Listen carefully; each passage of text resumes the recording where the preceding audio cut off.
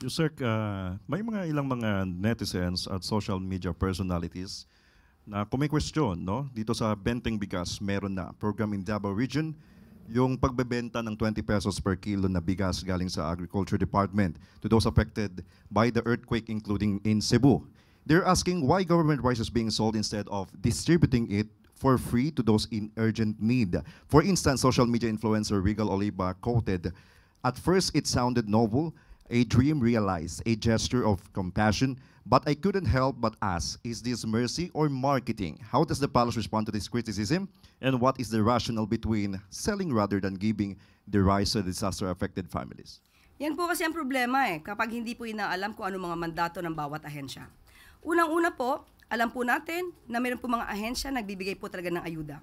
Napakita po natin at naibalita natin kung ano-anong ginagawa ng ibang ahensya tulad ng DPWH, DSWD, pati na po ang DSUD para sa pagtulong sa ating mga kababayan. Ang mandato po ng NFA ay magbenta. Hindi po sila pwedeng mamigay. Bawal po yan sa batas.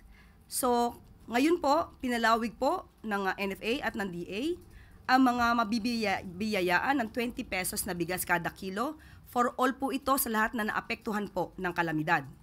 So, linawin po natin sa mga nagbibigay dyan ng kanya-kanyang opinyon, nilalabas sa kanilang mga content, bilang content, sa kanilang mga YouTube channel, Facebook, TikTok, whatever.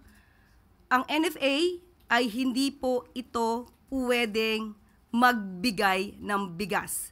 Ang mandato po nila ay magbenta ng murang bigas. Ulitin natin, NFA, hindi po sila allowed magpamigay ng bigas, kundi magbenta ng murang bigas.